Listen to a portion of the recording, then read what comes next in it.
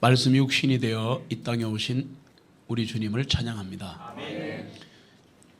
말씀이 육신이 되어 이 땅에 오셨지만 33년 6개월, 공생에는 3년 6개월을 마치고 올라가셨습니다. 지금 우리에게 남아있는 건 뭘까요? 성경 기록입니다. Holy Scripture. S를 붙이지 않는다는 것을 이해하시면 성경은 한 권입니다. 그래서 이 written record, 쓰여진 기록을 우리에게 주셨는데 그 말씀이 예수 그리스도입니다. 요한복음 6장 63절에 보시면 육신은 전혀 무익하니라. 내가 너에게 이른 말들이 곧 영이요 생명이니라. 오늘도 말씀이 선포될 때 영이 깨어나고 생명이 생동하시기를 소망합니다. 하나님은 왜 우리에게 성경을 주셨는가? 간단하게 말씀드릴게요. 위로와 용기를 주기 위해서입니다. 구원을 주고 회심을 주지만 위로와 용기를 주시기 위해서 성경을 주신 거예요. 이 땅에 교회가 태어난 이래로 이 세상의 정치, 경제, 사회, 문화 모든 분야는 사탄의 통치 아래 휘둘려 왔습니다. 그러나 하나님의 말씀을 읽고 듣고 지키는 자는 복이 있다고 성경이 증거하십니다. 큰 시험과 환난이 와도 하나님은 우리를 지키겠다고 하십니다. 피할 길을 주신다고 하십니다. 여러분, 요한계시록을 포함한 성경 말씀이 우리에게 주시는 가장 큰 영적 교훈이 뭐냐 하면요, 하나님의 은혜와 평강과 보호하심을 믿고 가는 자에게는 하나님은 더 큰 은혜를 부어주신다. 오늘 그거 받으러 여기 오신 거예요. 네. 말씀드린 대로 계시록이 기록된 시기는 AD 95년이 아닙니다. 성경은 빨라야 AD 49년, AD 50년 정도에 시작을 해서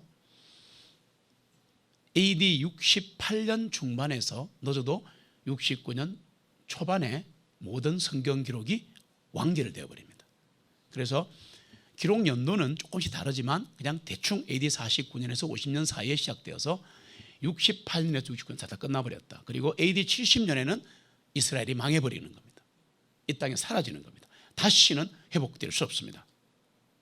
AD 68년 중반에서 69년 초반까지 계시록이 기록되고 나서 이제 그 정도 전후에서 제자들과 사도들이 다 죽어버립니다. 순교합니다. 한마디로 순교하는데 그리스도는 계속 박해를 받고 아마 이 로마 시대에 거의 다 죽습니다. 사도들이 다 죽는데 유일하게 살아남아서 늙어서 죽는 사람이 사도 요한입니다. 99세에서 101세라는 그런 기록들을 보면 대충 100세라고 하시면 될 것 같습니다. 제가 많은 생각을 해봤습니다. 이제 잠시 후에 12사도들과 성경을 기록한 중요한 사람들이 어떻게 순교했는가를 말씀을 드릴 텐데, 굉장히 중요한 기록인데 일반 그 교회사에는 나오지 않습니다. 그런데 어떻게 해서 12제자들은 이제부터 전해드리는 그 내용을 보시면 와, 나는 저렇게 못 죽을 거야 라는 모든 방법을 동원해서 처참하게 죽임을 당했습니다. 사람이 볼 때 그렇습니다. 그러나 하나님은 이것을 순교라고 말씀하십니다. 그런데 이 제자들을 보시면 제자로 부르기 전 마태복음 10장에 제자로 부르시거든요. 그런데 그 제자로 부르시기 전에 보면 평범한 사람들이었습니다. 우리하고 똑같은 사람들이었습니다. 밥 먹고 살고 놓고, 베드로는 그냥 갈릴리 어부로 살고, 마태 세리는 세금이나 걷고 앉았고, 다 그래요. 다 똑같습니다. 어떤 사람은 독립운동하고 그냥 자기의 가치관과 자기의 형편대로 조금 부자, 좀 덜 부자, 가난한 자, 그냥 우리하고 똑같이 살아가는 각양각색의 인간들이었습니다. 그런데 어떻게 이렇게 보통 사람들인데 어떻게 이제 말씀드리는 이런 엄청난 순교의 자리에까지 가서 12사도는 하늘의 새 예루살렘에 이름이 기록될 정도로 위대한 사람이 됐는가, 그 말씀을 드리려고 하는 겁니다. 아주 평범한 사람들입니다. 어떻게 그렇게 됐을까, 그 말씀을 드리기 전에 어떻게 순교했는가를 말씀드릴게요. 사도 야고보는 예루살렘에서 목이 잘려 순교했습니다. 사도 빌립은 히에라폴리스에서 뱀을 숭배하는 자들에게 전도하다가 돌에 맞아 순교합니다. 잘 들어보세요.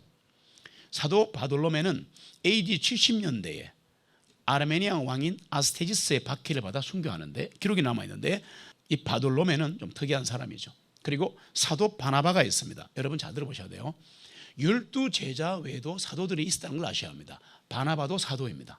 그래서 이 사도 바나바는 AD 64년에 키프레스에서 개처럼 목줄에 끌려다니다가 순교합니다. 특이한 방법들을 동원해서 하나님의 사람들을 순교시키는데요. 마가복음을 기록한 성도 마가는 AD 64년에 이집트 알렉산드리아에서 온몸을 꼬챙이로 찔려서 순교합니다. 야고보가 둘이 있는데 사도 야고보가 있고 알페의 아들 야고보가 있습니다. AD 63년에 죽는데 예루살렘에서 몽둥이에 맞아 죽습니다. 사도 베드로는 AD 69년에 예루살렘에서 나무에 거꾸로 매달려 순교하는데, 하나만요, 사도 베드로는 로마에 간 적이 없습니다. 그래서 베드로는 로마 카톨릭의 초대 교황이 아니다. 왜? 신부가 아니고 장가를 갔던 사람이고 장모님이 계셨습니다. 사도 바울, 우리가 너무나 존경하는 사도 바울은 로마에서 2년간 복음을 전가하다가 옥중생활하다가 AD 69년에 목이 잘려 순교했습니다. 전도자 마태, 세리 마태는 AD 70년에 이디오피아까지 갔습니다. 가가지고 손과 발목이 땅바닥에 못 박힌 채로 도끼에 난자당해 순교했습니다. 사도 안드레, 참 부드러운 사람인데 AD 70년에 그리스의 파트레라는 곳에서 X형 십자가에 3일간 묶여있다가 순교합니다. 사도 도마는 아시겠지만 한국 땅까지 와서 경북 안동의 분저 바위에 도마상 그림과 히브리어 글자로 도마라고 새겨놓고 다시 인도로 돌아가서 AD 70년에 옹기 가마굴에 산채로 불에 타서 순교합니다. 마태복음의 저자 마태는 AD 70년에 유대인들에게 나무에 못 박은 채로 돌을 던져 순교시킵니다. 사도 다데오라고 있습니다. AD 70년에 나무에 박혀 순교하고, 누가복음과 사도행전을 기록했던 누가는 AD 70년에 그리스에서 복음을 전하다가 나뭇가지에 목을 달려 순교합니다.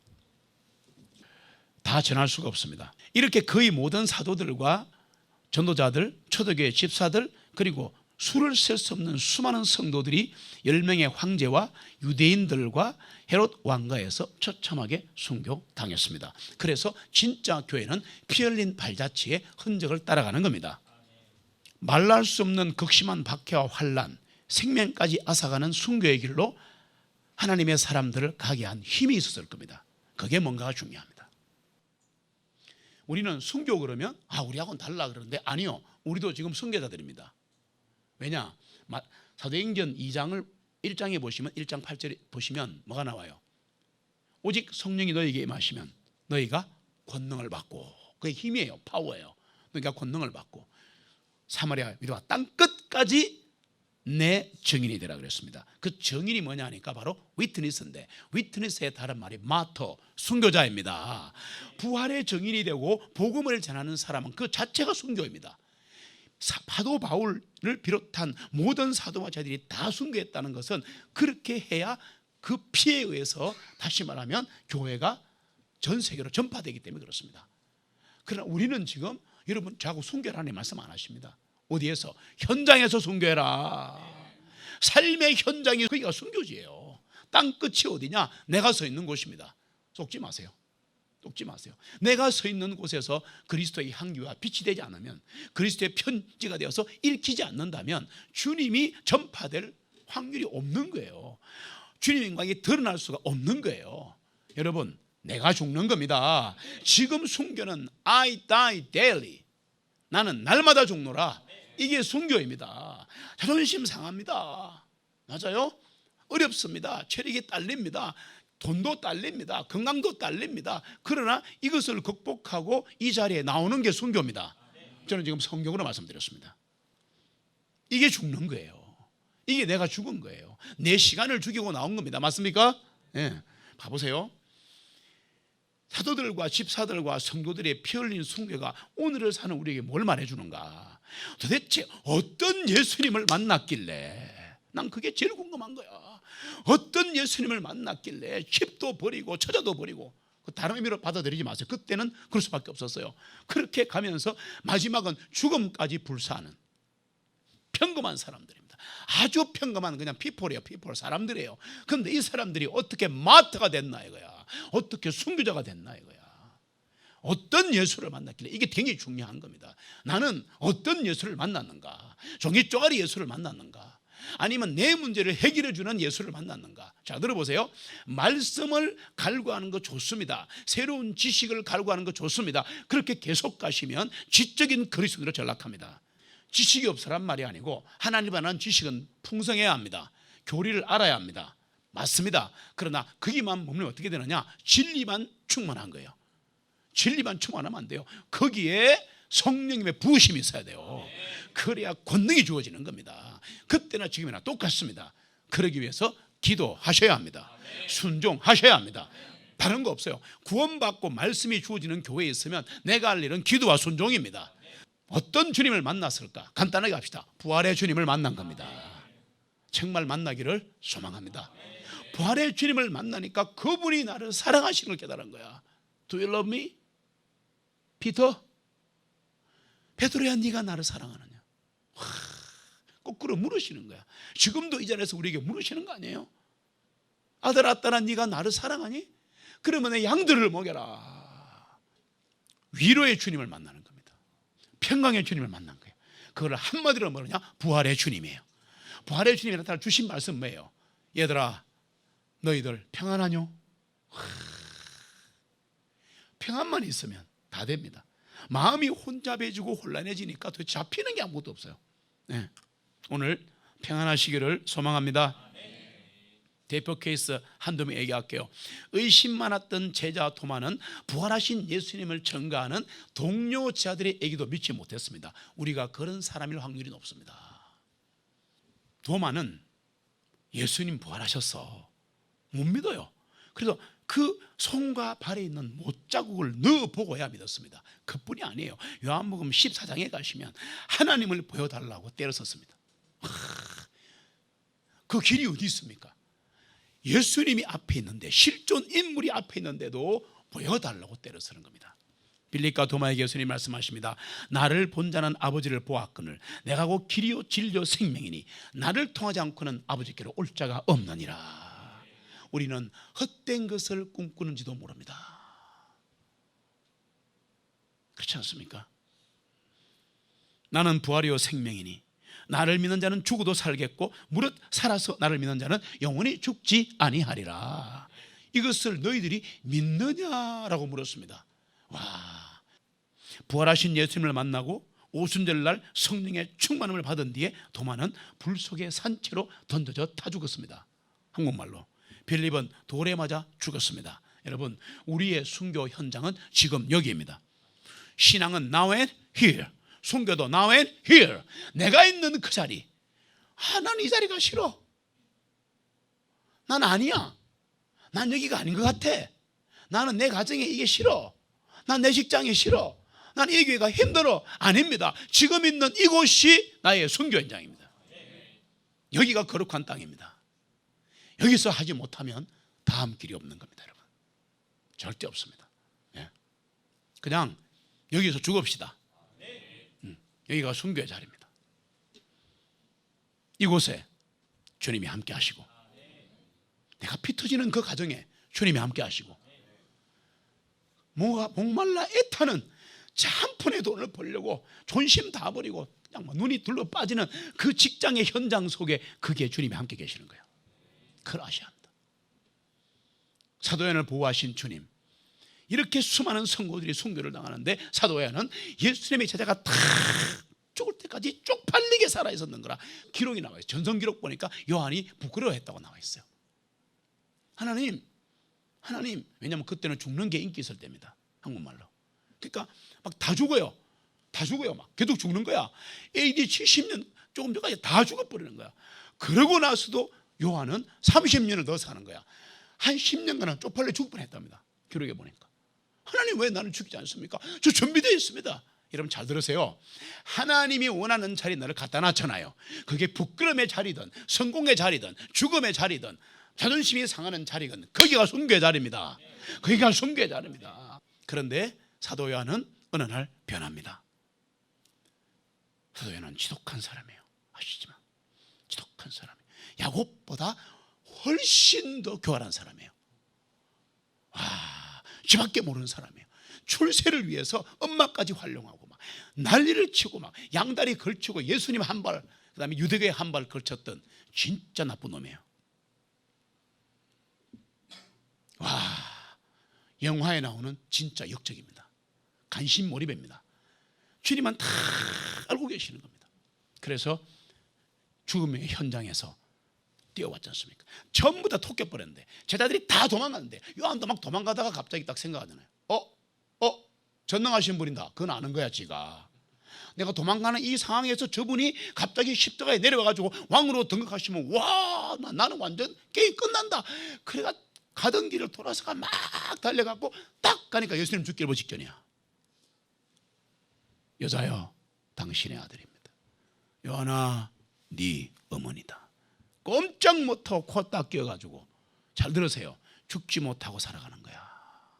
나쁜 뜻이 아닙니다. 여러분, 죽지 못해 살아가는 게 순교라면 순교하셔야 합니다. 제 말을 잘 이해하세요. 나는 이 길이 아니야, 그렇게 말하지 마세요. 지금 내가 있는 이 현장이 나의 순교지예요.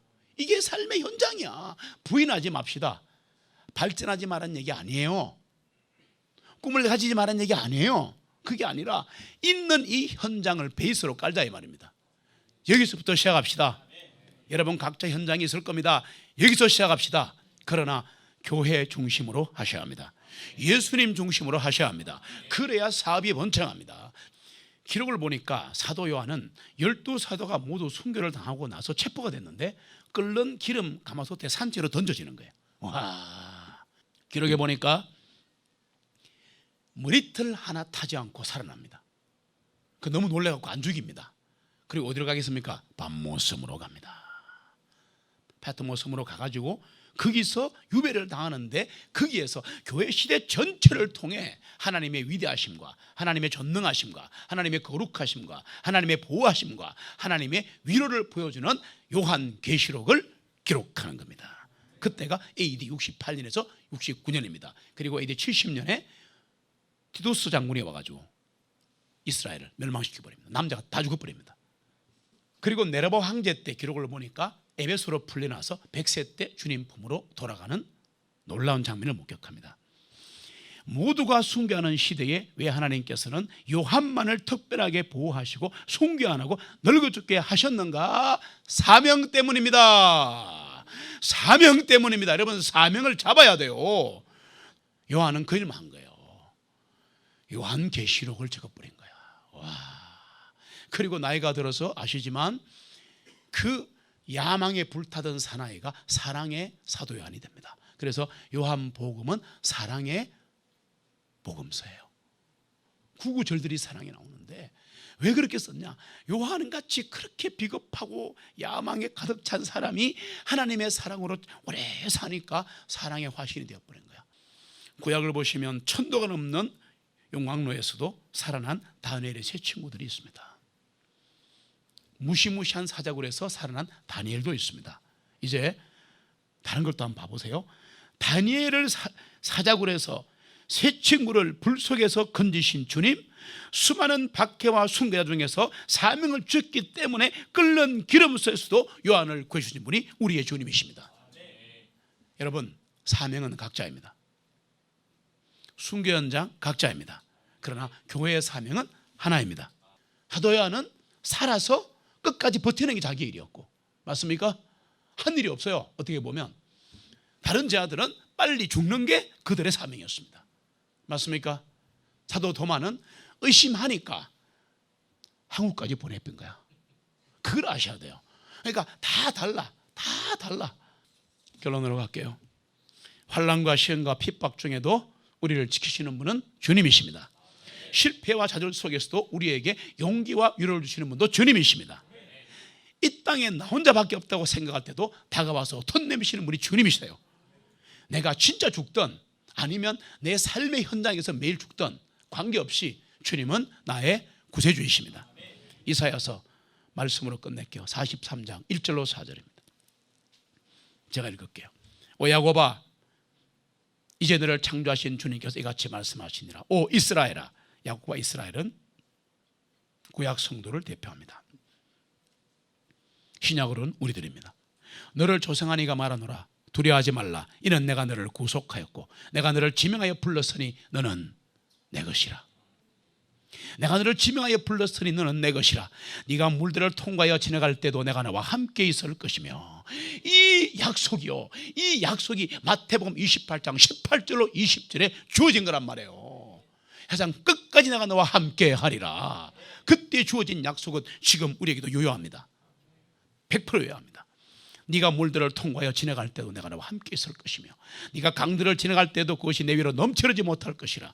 네가 불속을 통과해서 그럴 때도 너는 타지 않을 것이며 불꽃이 내 위에서 타지 못하리라. 왜? 내가 주너의 하나님이다. 이스라엘의 거룩한 이며 네 구원자임이라. 내가 내 속량물로 이집트를 주었으며 너를 위하여 에티오피아와 스바를 주었노라. 너는 내 눈에 징계하였고 너는 존귀하였기에 내가 너를 사랑하였노라. 절대 자신을 비하시키지 마십시오. 재산 과다, 남녀노소, 나이, 학벌 전혀 필요 없습니다. 하나님은 구원받은 자를 천하보다 귀하게 여기십니다. 여러분은 그런 존재입니다. 잊으시면 안 됩니다. 잘 들어보세요. 언제나 사단 마귀는 우리를 너는 아무것도 아니야 그렇게 만들어버립니다. 아닙니다. 우리는 주님의 종들입니다. 우리는 주님의 백성입니다. 하나님의 자녀입니다. 우리가 누구입니까? 우리가 주님이 나를 구원하시려고 십자가에서 돌아가셨습니다. 그분이 십자가에서 돌아가시면서 그분은 거룩을 이루었고 우리도 거룩하게 된 거 아닙니까? 앞에 거 다 까먹어도 돼. 마태가 어디서 죽었다, 베드로가 내가 모르면 어때? 뭐 그래 중요하냐고. 아 순교했구나, 끝. 그러나 중요한 것은 하나님은 끝까지 지키시더라. 끝까지 지키시더라. 여러분 절대 절망하지 마세요. 절대 절망하지 마세요. 우리는 그런 사람들이 아닙니다. 쓰러지고 넘어지고 막 엎어지고 깨지고 범죄 자리에서도 주님의 이름을 부르면 그분이 구원하십니다. 그분이 구원하신다니까. 예. 너는 내 눈에 징계하였고 너는 존귀하였기에 내가 너를 사랑하였노라. 그러므로 내가 너를 위하여 사람들을 주고 네 생명을 위하여 백성들을 주리라. 두려워하지 말라. 이는 내가 너와 함께 있기 때문이라. 이사야 40장 28절 같이 읽습니다.